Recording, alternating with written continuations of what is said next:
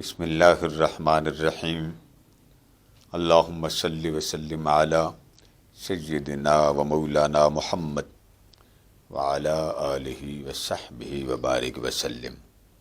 معزز خواتین و حضرات، ماہ ربیع الاول آقا علیہ السلام کی میلاد کا معطر مطہر مبارک مہینہ، جس کی عظمت، جس کا مرتبہ، جس کا مقام انسان کے شعور، فہم، ادراک سے ماورا۔ یہ مقدس مہینہ اس مقدس، معطر، مطہر، منور رسول معظم نبی مکرم صلی اللہ تعالی علیہ وآلہ وسلم کا ہے، جن پر اللہ نے اپنا اعلان توحید کا حکم جاری فرمایا کہ میری وحدت کا اعلان زبان مصطفیٰ سے ہوگا۔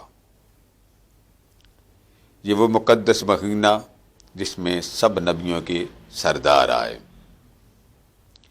یہ وہ مقدس مہینہ ہے جس میں نبیوں کے رہنما آئے، یہ وہ مقدس مہینہ ہے جس میں اس کائنات کی ہر شے کی خوشی آئی، یہ وہ مقدس مہینہ ہے جس میں اللہ پاک نے پوری کائنات کو اپنی رحمت میں چھپانے کے لیے اس ہستی کو بھیجا جس ہستی کو رحمت عالم کہتے۔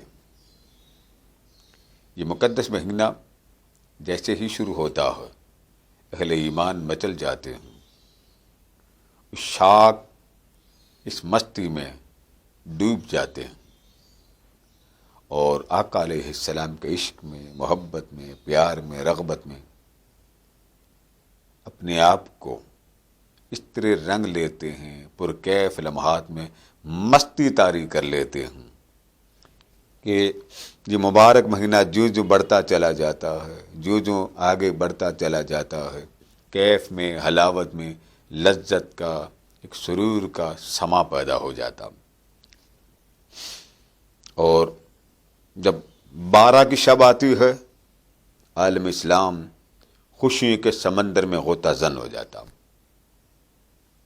سمجھ میں نہیں آتا خوشی کیسے منا ہے کہ جن کے صدقے سے زندگی کا ایک ایک حیات کا پہلو ملا، جن کی آمد کے صدقے ایمان ملا، اسلام ملا، قرآن ملا، اور یہ ساری چیزیں اپنی جگہ بجا خود رب ذوالجلال ملا۔ تو اس مقدس مہینے کی عظمت کا احساس صرف وہی کر سکتا ہے جس کو اس مہینے والے کی نسبت کا اور تعلق کا اور مرتبہ و مقام کا احساس۔ یہ مبارک مہینہ کیا ہے؟ یہ غریبوں کی عید ہے۔ عید عربی کا لفظ ہے۔ جب آپ عید لفظ بول جاتے ہیں تو اس سے کہ ہنگامہ نہیں کھڑا ہو جانا چاہیے کہ اس سے مراد نماز پڑھیں، روزہ رکھیں، زکوٰۃ دیں۔ اس کا مطلب یہ ہے کہ خوشی۔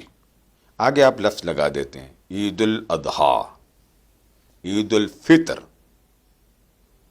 تو عربی علاقوں میں ایک عید منائی جاتی ہے، عید الوطن۔ لفظ عید بھی لگا ہے، وطن بھی لگا ہے۔ تو ہمارے ہاں جیسے ہی عید میلاد النبی صلی اللہ تعالیٰ علیہ وآلہ وسلم کی آمد ہوتی ہے، ایک ہنگامہ کھڑا ہو جاتا، اور پوچھنے والے دلائل پوچھتے ہیں جی کہ اسلام میں صرف 2 عیدیں ہیں، اور یہ بات کہنے والے بھی قرآن مجید ہے عید الاضحیٰ، عید الفطر نکال نہیں پائے آج تک یہ لفظ ہے کہاں پہ۔ جب یہ آپ کی اپنی عیدیں کا لفظ عید الفطر، عید الاضحیٰ ذکر ہی قرآن پاک میں نہیں، تو ہنگامہ کس بات کا کھڑا کر رہا ہے کہ اسلام میں صرف 2 عیدیں، پھر آپ حد لگا رہے ہیں جی صرف 2 عیدیں۔ یہ کس نے کہا اسلام میں 2 عیدیں؟ کیا یہ قرآن مجید میں، کہ یہ حدیث نبوی صلی اللہ تعالی علیہ وآلہ وسلم؟ اس بات کا جائزہ لیجیے۔ میرا خطاب تھا کیونکہ طبیعت کی ناسازی کی وجہ سے ایک جمعہ رہ گیا، تو مضمون تھا قرآن فہمی میں غلط فہمی۔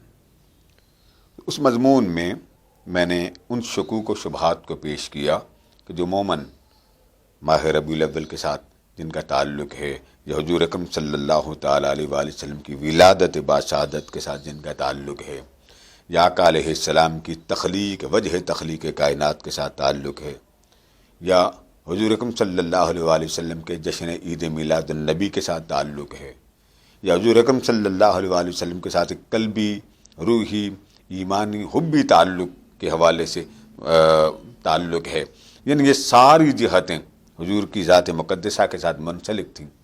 تو شکوک و شبہات کے حوالے سے ایک خطاب ہوا۔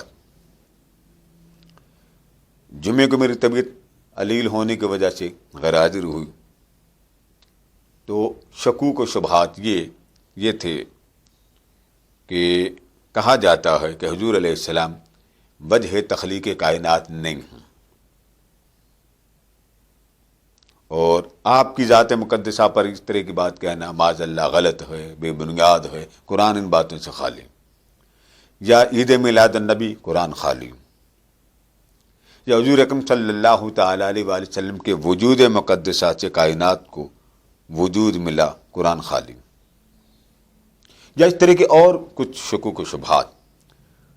تو ان سوالات پر وہ مکمل خطاب موجود ہے یوٹیوب پر، تو میں نے چاہا کہ تفصیل سے جواب چلے۔ اللہ کی منشا، اللہ کی مرضی، جیسے امر الہی ہوتا ہے انسان کی وہی کیفیت ہوتی ہے، اور حکم الہی کے تابع ہوتی ہے۔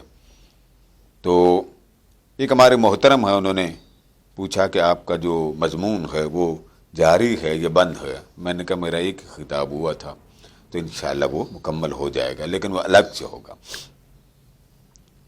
تو اب اس مضمون کو انشاءاللہ الگ سے مکمل کر لیا جائے گا، اور اس مضمون کے ساتھ کہ جو چیز قرآن مجید میں نہ ہو اس کے بارے میں قرآن کیا کہتا، کیا صرف قرآن تک تعلق رکھا جائے؟ اگر اس سوال کو سمپل یہ لے لیا جائے کہ جو قرآن میں نہیں ہے اس کو مانا نہ جائے، ایک بات، یا جو قرآن میں نہیں ہے اس کو قطعی قبول نہ کیا جائے، دو بات، ایک ہے مانا نہ جائے، ایک ہے قبول نہ کرے، یا جو قرآن مجید میں نہ ہو اس سرے سے ہی نہیں، ختم، بالکل بات ختم۔ ایک ہے مانا نہ جائے، ایک ہے اس کا وجود نہیں ہے، لیکن ہے اس کو کیسے تلاش کیا جائے؟ معاذ اللہ جی یہ قرآن میں نہیں، قرآن میں ذکر ہی نہیں، یہ ایک سمپل سا سوال عام لوگ کرتے ہیں۔ تو میں نے صرف اتنا لینا ہے کہ قرآن مجید میں جن باتوں کا ذکر نہیں، مطلق سمپل سی بات، اس کو عام بیان بھی نہ کیا جائے، اس کا آئیڈیا بھی نہ لیا جائے، اس کانسیپٹ کے بارے میں اسٹڈی نہ کی جائے، بات ختم ہو جاتی ہے۔ کہ جب قرآن میں نہیں تو بات ختم ہو گئی۔ آپ وضو کرتے ہیں تو آپ کلی پہلے کرتے ہیں، قرآن میں کلی کا ذکر نہیں،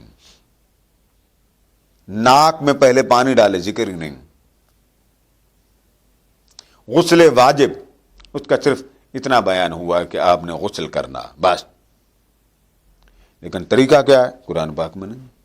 یہ جو آپ نماز پڑھتے ہیں اللہ اکبر، یہ شروع کیسے ہوتی؟ قرآن میں ذکر ہی نہیں۔ آپ نے رکوع میں جانا، سجدے میں جانا، رکوع میں کتنی تسبیحات پڑھتے ہیں، سجدے میں کتنی تسبیحات پڑھتے ہیں، قرآن پاک میں نہیں۔ تو اس طرح پھر چھٹی ہو گئی۔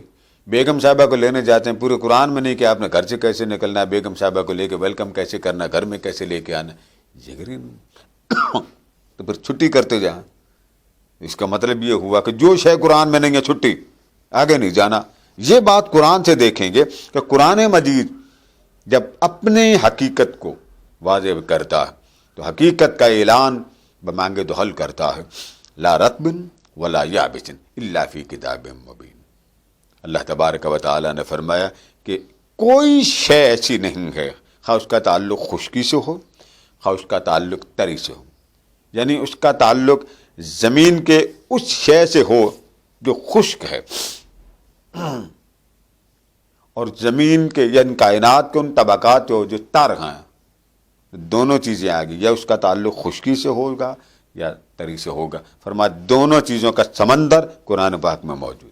اللہ فرما رہا ہے موجود ہے، اور ہمارے ہاں کانسیپٹ یہ ہے کہ قرآن خالی ہے، اللہ کی بات تو غلط نہیں ہوگی۔ تو اس پر انشاءاللہ تفصیل سے مضمون ہوگا کہ حدیث کی ضرورت کیوں، لیکن قرآن سے پہلے لیں گے کہ جب ایک بات قرآن میں نہیں، قرآن ہمیں کیا کہتا ہے، ہم کدھر جائیں، کس سے پوچھیں؟ صرف قرآن سے پوچھیں۔ قرآن تو نازل حضور اکرم صلی اللہ تعالیٰ علیہ وآلہ وسلم پر ہوا، ہم پر تو نازل ہی نہیں ہوا، ہمیں تو حضور کے واسطہ سے ملا، تو ہم کہتے ہیں یہ قرآن ہماری کتاب ہے۔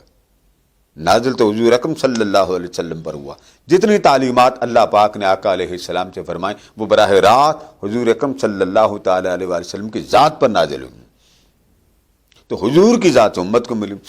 اگر درمیان سے حضور کو نکال دیں تو قرآن تو رہتے ہی کوئی نہیں، جو سارے حقائق ختم ہو جاتے ہیں، کیونکہ جس پر نازل ہوا اس کو آپ ہٹا رہے ہیں۔ سمجھانے والوں ہوں، بتلانے والوں ہوں، تو پتہ چلا صرف قرآن ہی بات منوانے کے لیے نہیں آیا، صاحب قرآن کو بھی پہچان کرانے آیا کہ قرآن اللہ کا کلام ضرور ہے، اس محمد کی زبان سے پوچھ لو۔ اس کو انشاءاللہ قرآن مجید کی آیات سے واضح کریں گے۔ بہت شکریہ، والسلام علیکم ورحمۃ اللہ وبرکاتہ۔